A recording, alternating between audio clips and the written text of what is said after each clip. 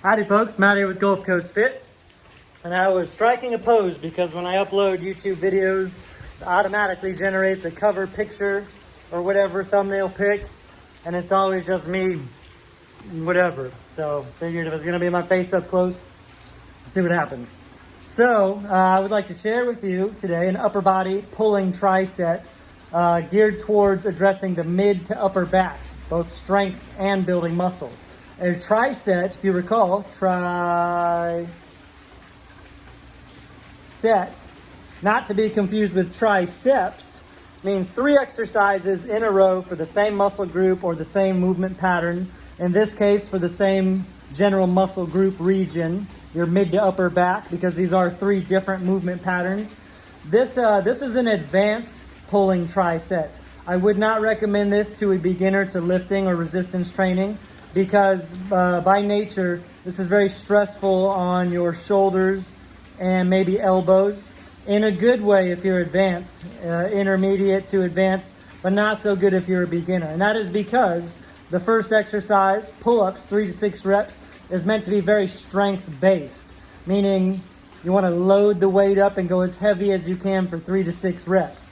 Now, if your joints and connective tissue have not been exposed to heavy resistances for a long period of time, then you might not have the tensile strength and the density in your connective tissue to handle weighting yourself down for a pull-up.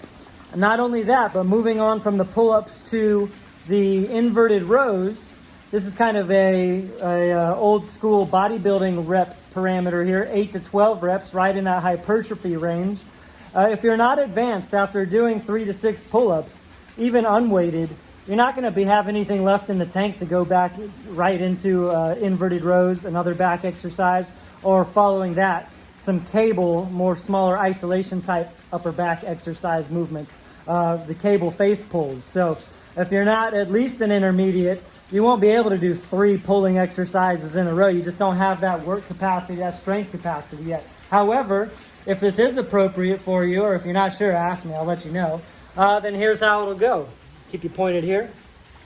3 to 6 pull-ups, as high intensity as possible. For me personally, I'm going to weight myself down. I got about 35 pounds when it's all said and done. And I'm using rings to make the pull-ups a little bit harder. I should fall somewhere within there. I'm not sure where. And then inverted rows, I'll be using the base bar right here. You can do inverted rows on anything you can get upside down on. A barbell in a rack, just position the bar down low enough. If you've got a specialty inverted row type of bar, big parallel type of deal here, that's great.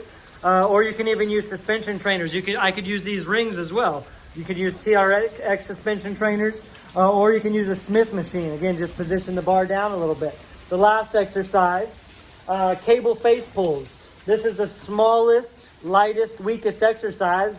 We put it last to kind of tax out and finish off the upper back. 15 to 20 reps, getting a little bit more volume there. So you see we start with the biggest money lift, weighted pull-ups. Then still a big compound lift, inverted rows using your own body weight with a little bit more volume. And then finally the highest volume set, face pulls with the cable machine. So you could also use bands with the cables. So you do need some equipment for this. You need to be in a gym or have your own gym set up and with all the toys you need. But you can also get creative. You don't have to do pull-ups on rings. You can do pull-ups on anything you can pull yourself up on. You don't have to have a base bar to do inverted rows. Anything you can get inverted and pull yourself on. You don't have to have a cable machine to do face pulls. You can use bands. You can even bend over, hinge over with light dumbbells and do W raises in a hinged over position. So without further ado, let me run you through this. I want to transition from each exercise with no more than about 20 seconds rest. A true tri-set is boom, boom, boom.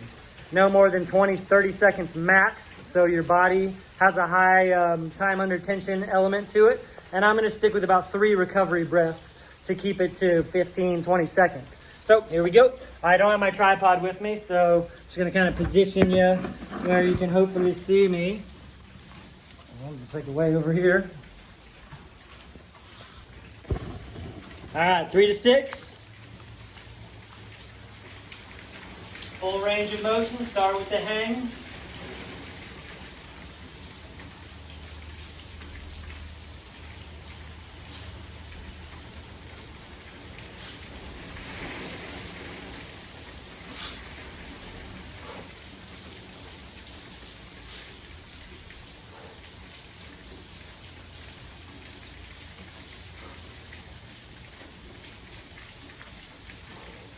Since I got to 6 and had a little more in the tank, I did a big paused rep and a slow eccentric. The next round through, I'll probably add some more weight. Inverted rows. 8 to 12 reps. I'm going with a wide grip, again to target the upper back.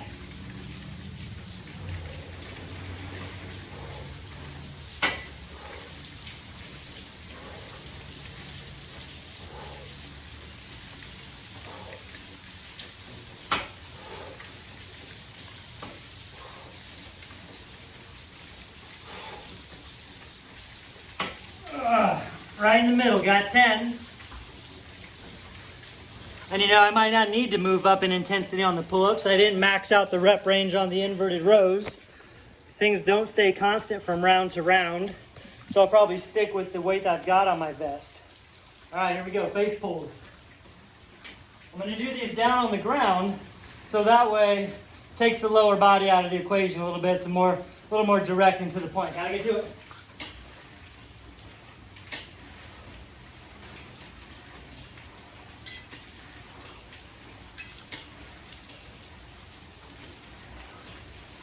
Control the eccentric. Don't just focus on the concentric.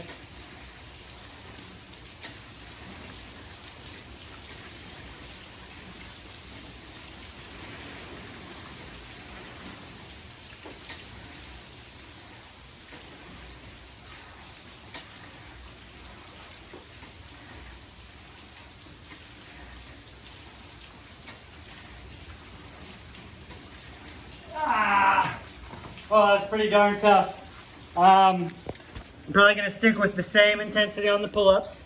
I'm planning on running through that 4 times.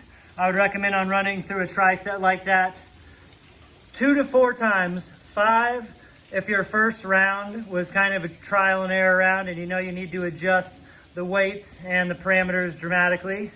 But 2 times giving it a true effort, especially in the beginning if you're an intermediate lifter, then 2 times is pretty sufficient. That's a heavy stimulus on your back, shoulders, biceps, and your elbows. So give that a go. One more check at the screen. Pull-ups, 3 to 6 reps. That's our money lift. Inverted rows, 8 to 12. Muscle building lift. Strength, muscle, then a little bit of stamina. Cable face pulls, or any type of face pulls. Give it a go. Get strong.